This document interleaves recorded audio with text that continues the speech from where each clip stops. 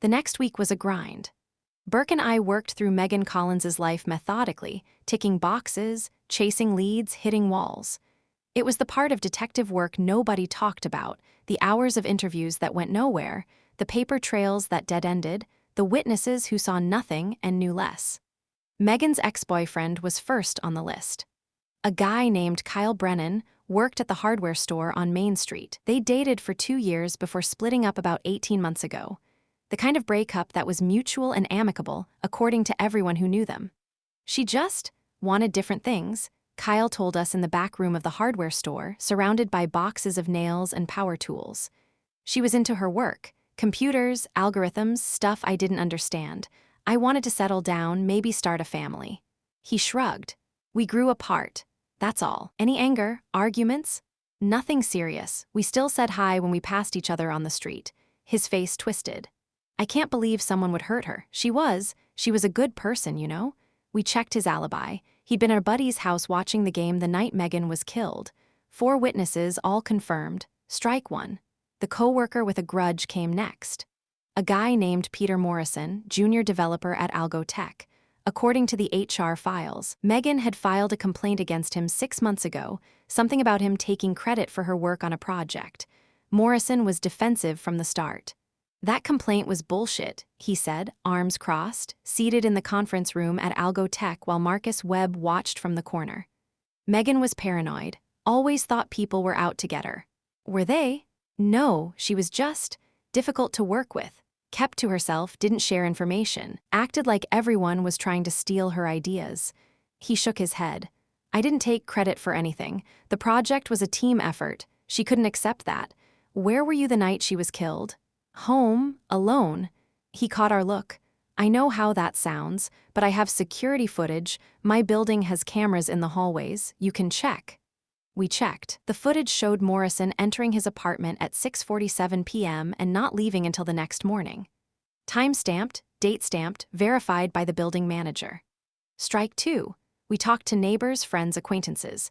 We pulled phone records, email logs, credit card statements. Megan Collins had lived a quiet life, work, the diner, home. No secret boyfriends, no gambling debts, no enemies that anyone could identify. She was, by all accounts, exactly what she appeared to be, a tech worker who kept to herself and didn't bother anyone, which made her murder all the more senseless. We're missing something, I said to Burke on Friday afternoon. We were in the conference room, surrounded by evidence boards and coffee cups. The walls were covered in photos, timelines, connection maps, all of it pointing nowhere. We're missing everything, Burke said. No motive, no weapon, no witnesses. Whoever did this knew what they were doing, or got lucky. Nobody gets this lucky. I stared at the board. Megan's photo in the center, surrounded by faces, her ex, her coworkers, her neighbors. Victor Partaloo in the corner, connected by dotted lines to Algo Tech, to Data Core, to everything. Victor keeps coming up, I said. He owns half the businesses on this island. His name comes up for everything. That's convenient, or it's just reality. Burke leaned back in his chair. Look, I know you want this to be about him. I wanted the same thing 20 years ago, but wanting doesn't make it true. Before I could respond, Chief Martinez appeared in the doorway. She was in her 50s, gray-streaked hair, the kind of face that had seen too much and stopped being surprised by any of it. Detectives, my office, now. Chief Martinez closed the door behind us and leaned against her desk. The mayor called. Burke and I exchanged a look. He's getting pressure from the community. Business owners, tourist board, the usual suspects. The chief's voice was flat. They want this case closed. They want to know their island is safe. We're working it as fast as we can, I said. I know you are, that's not the point.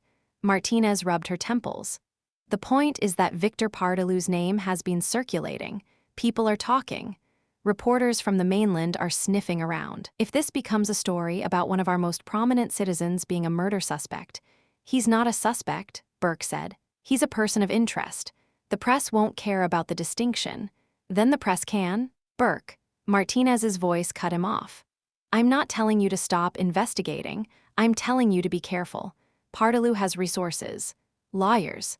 The kind of people who make cases disappear in legal proceedings that drag on for years. She looked at me. If you're going to bring him in, you better have something solid. Otherwise, you're just giving him ammunition to bury this investigation.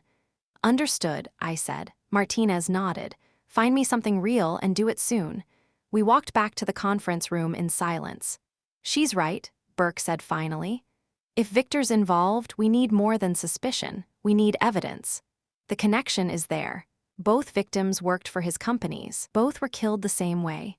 Connection isn't evidence. Correlation isn't causation. Burke stopped at the doorway. Look, I want this solved as much as you do. More maybe, but we can't force it. If we push too hard without something solid, the whole thing falls apart. I stared at the evidence board. At Megan's face, at Emma's face buried in the cold case file beneath it. At Victor Partaloo in the corner, connected to everything and implicated in nothing. The answer was there somewhere. I could feel it like an itch I couldn't scratch. But every lead we followed dead-ended. Every thread we pulled unraveled, and the pressure to close the case was building. Tomorrow, I said. We start fresh tomorrow. Burke nodded and headed home. I stayed, staring at the board until the lights in the station dimmed and the silence pressed in. Somewhere on this island, a killer was walking free, and I was no closer to finding them than I'd been a week ago.